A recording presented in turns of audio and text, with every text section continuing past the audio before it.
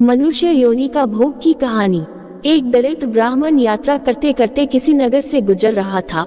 बड़े बड़े महल एवं अट्टालिकाओं को देखकर ब्राह्मण भिक्षा मांगने गया, किंतु उस नगर में किसी ने भी उसे 2 मुट्ठी अन्न नहीं दिया। आखिर दोपहर हो गई तो ब्राह्मण दुखी होकर अपने भाग्य को कोसता हुआ जा रहा था। सोच रहा था, कैसा मेरा दुर्भाग्य है, इतने बड़े नगर में मुझे खाने के लिए 2 मुट्ठी अन्न तक नहीं मिला। रोटी बनाकर खाने के लिए 2 मुट्ठी आटा तक नहीं मिला। इतने में एक सिद्ध संत की निगाह उस ब्राह्मण पर पड़ी। उन्होंने ब्राह्मण की बड़बड़ाहट सुन ली। वे बड़े पहुंचे हुए संत थे। उन्होंने कहा, हे दरिद्र ब्राह्मण, तुम मनुष्य से भिक्षा मांगो, पशु क्या जाने भिक्षा देना।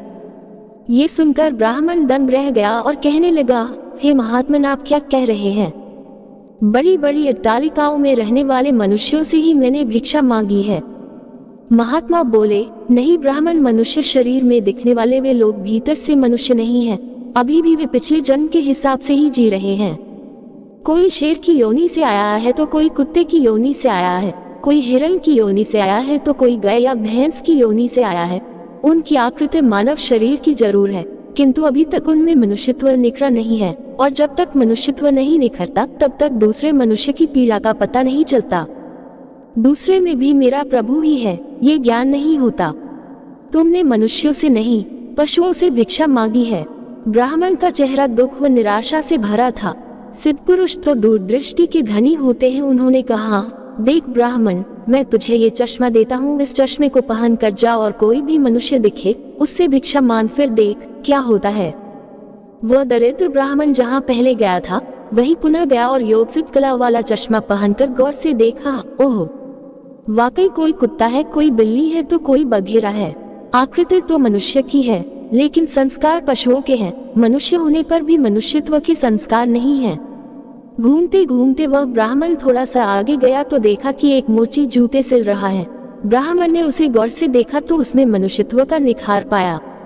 ब्राह्मण ने उसके पास जाकर कहा, भाई तेरा धंधा तो बहुत हल्का है, और मैं हूँ ब्राह्मण, रीति रिवाज एवं कर्मकांड को बड़ी चुस्ती से पालता हूँ। मुझे बड़ी भूख लगी है, इसीलिए मैं तुझसे मांगता हूँ, क्योंकि मुझे तुझ में मनुष्यत्व देखा है। उस मोची की आंखों से टप टप आंसू बरसने लगे। वह बोला, हे प्रभु, आप भूखे हैं। हे मेरे भगवान, आप भूखे हैं। इतनी देर आप कहाँ थे? ये कहकर मोची उठा एवं जूते सिलकर टका, आना 2 आना वगैरह जो इकट्ठे किए थे उस चिल्लर प्रेस गाड़ी को लेकर हलवाई की दुकान पर पहुंचा और बोला, हलवाई भाई, मेरे इन भूखे भगवान की सेवा कर लो। ये चिल्लर यहाँ रखता हूँ, जो कुछ भी सब्जी, पराठे, पूरी आदि दे सकते हो वह इन्हें दे दो, मैं अभी जाता हूँ। ये कहकर मोची भागा और घर जाकर अपने हाथ से बनाई हुई एक जोड़ी जूती ले आया एवं चौराहे पर उसे बेचने के लिए खड़ा हो गया। उस राज्य का राजा जूतियों का बड़ा शौकीन था। उस दिन भी उसने कई तरह की जूतियां पहनी, किंतु किसी की बनावट उसे पसंद नहीं आई तो किसी का नाप नहीं आया। 2-5 बार प्रयत्न करने पर भी राजा को कोई पसंद नहीं आई तो राजा मंत्री से क्रुद्ध होकर बोला, अगर इस बार ढंग की जूती लाया तो जूती वाले को इनाम दूंगा, और ठीक नहीं लाया तो मंत्री के बच्चे तेरी खबर ले लूंगा। दैवयोग से मंत्री की नजर इस मोची के रूप में खड़े असली मानव पर पड़ गई, जिसमें मानवता खिली थी, जिसकी आंखों में कुछ प्रेम के भाव थे, चित्त में दया करुणा थी। ब्राह्मण की सन का थोड़ा रंग लगा था। मंत्री ने मोची से जूती ले ली एवं राजा के पास ले गया। राजा को वह जूती एकदम फिट आ गई, मानो वह जूती राजा के नाप की ही बनी थी।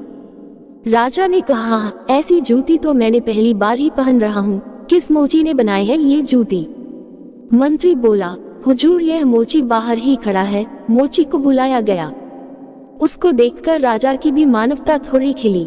राजा ने कहा, जूती के तो 5 रुपये होते हैं, किंतु ये 5 रुपयों वाली नहीं है, 500 रुपयों वाली जूती है।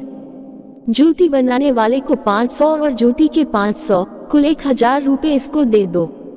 मोची बोला, राजा जी तनिक ठहरिए, ये जूती मेरी नहीं है, जिसकी है उससे मैं अभी ले आता हूँ। मोची जाकर विनयपूर्वक उस ब्राह्मण को राजा के पास ले आया एवं राजा से बोला, राजा जी, ये जूती इन्हीं की है।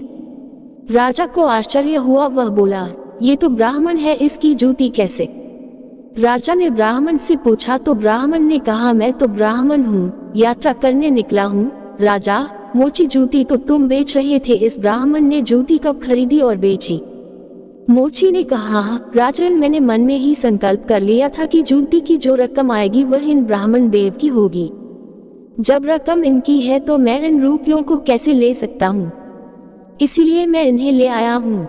न जाने किसी जन्म में मैंने दान करने का संकल्प किया होगा और मुकर गया होऊंगा, तभी तो यह मोची का चोला मिला है। अब भी यदि मुकर जाऊं तो न जाने मेरी कैसी दुर्गति होगी। इसलिए राजन, ये रूप ये मेरे नहीं हुए। मेरे मन में आ गया था कि इस जूती की रकम इनके लिए होगी, फिर 5 रुपए मिलते तो भी इनके होते और 1000 मिल रहे हैं तो भी इनके ही हैं। हो सकता है मेरा मन बेईमान हो जाता, इसीलिए मैंने रुपयों को नहीं छुआ और असली अधिकारी को ले आया। राजा ने आश्चर्यचकित होकर ब्राह्मण से पूछा, ब्राह्मण मोची से तुम्हारा परिचय कैसे हुआ? ब्राह्मण ने सारी आप बीती सुनाते हुए सिद्ध पुरुष के चश्मे वाली बात बताई और कहा कि राजन, आपके राज्य में पशुओं के दर्शन तो बहुत हुए, लेकिन मनुष्यत्व का अंश इन मोची भाई में ही नजर आया। राजा ने कौतूहलवश कहा, लाओ वह चश्मा जरा हम भी देखें। राजा ने चश्मा लगाकर देखा तो दरबारियों में उसे भी कोई सियार दिखा तो कोई हिरन, कोई बंदर दिखा तो कोई रीछ। राजा दंग रह गया कि यह तो पशुओं का दरबार भरा पड़ा है। उसे हुआ कि ये सब पशु हैं तो मैं कौन हूँ। उसने आईना मंगवाया एवं उसमें अपना चेहरा देखा तो शेर। उसके आश्चर्य की सीमा न रही। ये सारे जंगल के प्राणी और मैं जंगल का राजा शेर यहाँ भी इनका राजा बना बैठा हूँ। राजा ने कहा, ब्राह्मण देव, योगी महाराज का ये चश्मा तो बड़ा गजब का है। वे योगी महाराज कहाँ होंगे? ब्राह्मण, वे तो कहीं चले गए। ऐसे महापुरुष कभी कभी ही और बड़ी कठिनाई से मिलते हैं। श्रद्धावान ही ऐसे महापुरुषों से लाभ उठा पाते हैं। बाकी तो जो मनुष्य के चोले में पशु के समान है, वे महापुरुष के निकट रहकर भी अपनी पशुता नहीं छोड़ पाते। ब्राह्मण ने आगे कहा, राजन, अब तो बिना चश्मे के भी मनुष्यत्व को परखा जा सकता है। व्यक्ति के व्यवहार को देखकर ही पता चल सकता है कि वह किस योनि से आया है।